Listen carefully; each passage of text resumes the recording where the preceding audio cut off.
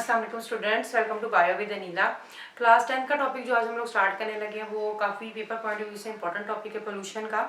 Start करते हैं बिस्मिल्लाहिर्रहमानिर्रहीम। हाँ, बेसिकली बेटा ये जो पोल्यूशन वाला टॉपिक है मैन एंड इज एनवायरनमेंट वाला चैप्टर है उसमें से है।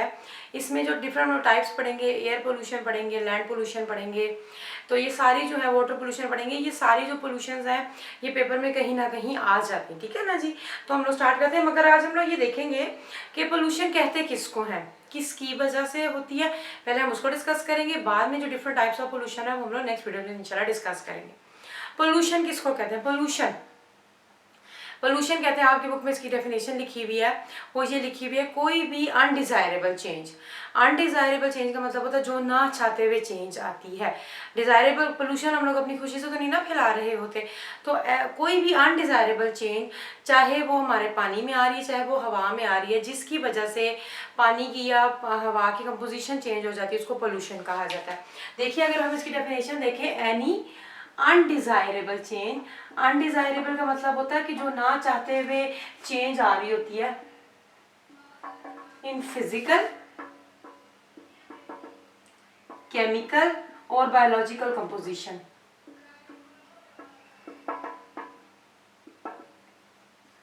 बायोलॉजिकल कंपोजिशन ऑफ, चाहे वो लैंड हो, चाहे वो एयर हो, चाहे वो वाटर हो, जो कि अफेक्ट करती है, मैं भी दोबारा समझाती हूँ, विच अफेक्ट ऑर्गेनिज्म, जानदारों को भी असरअंदाज होती है और नेचुरल रिसोर्सेज को भी।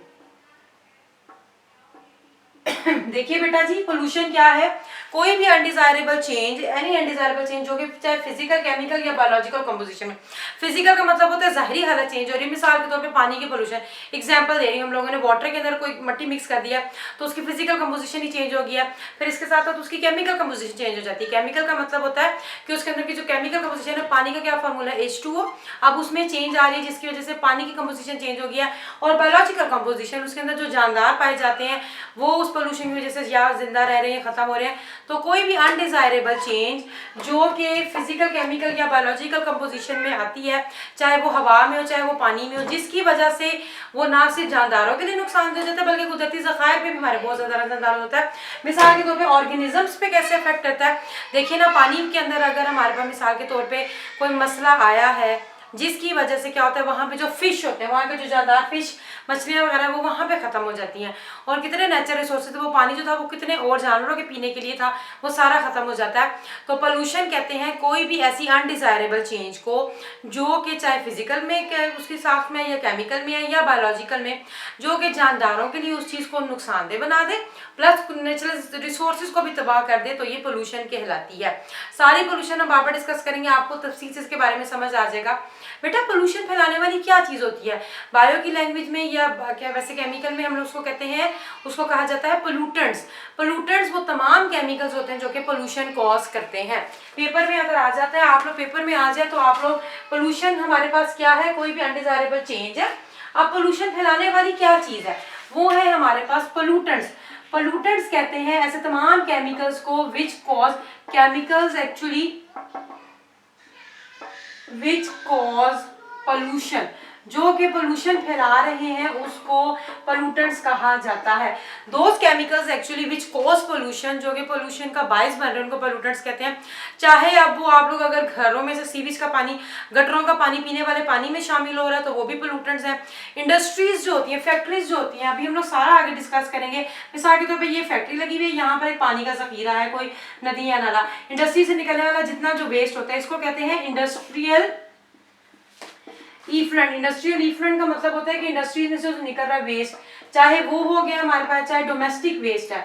डोमेस्टिक का मतलब होता है घरों से निकलने वाला पानी, नदी नालों में ये जो गंदा पानी जा रहा है, घरों का जो नदी सारा पानी है वो जब हम लोग इसमें आगे तफसीली से इसको पढ़ेंगे तो हमारे पास डोमेस्टिक वेस्ट क्या होता है, जिसमें कि घरों का अगर जो सीवेज का पानी है मिसाल के तौर पे वो पीने के पानी में शामिल हो रहा है तो वो डोमेस्टिक वेस्ट है। मेडिसिनल वेस्ट भी होता है, मेडिसिन वगैरह आप लोगों को पता है, ये जो अद्वियात होती हैं जब ये एक्सपायर हो जाती हैं तो फिर उसके बाद इनको डिस्पोज कर दिया जाता है किसी जमीन वगैरह पे गड्ढा खोद के उसमें। अब आपको पता है जाहिर बात है केमिकल्स हैं उस मिट्टी में शामिल होंगे तो उस मिट्टी की कहीं ना कहीं कंपोजिशन को चेंज कर देंगे, वहाँ पर रहने वाले माइक्रो ऑर्गेनिजम्स भी खत्म हो जाएंगे क्योंकि दवाइयाँ उसके अंदर जा रही हैं।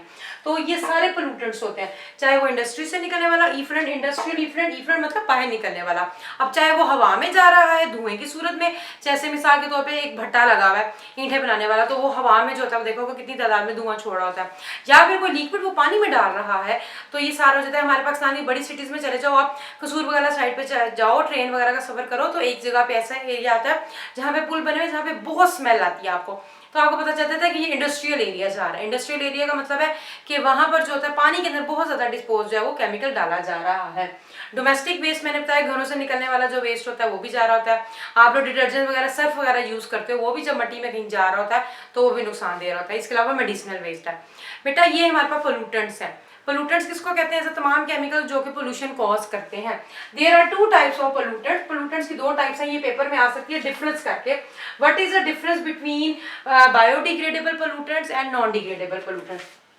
पोल्यूटेंट्स की हमारे पास दो टाइप है, एक है जी हमारे पास बायो डिग्रेडेबल पोल्यूटेंट्स और एक है हमारे पास नॉन बायो डिग्रेडेबल पोल्यूटेंट्स।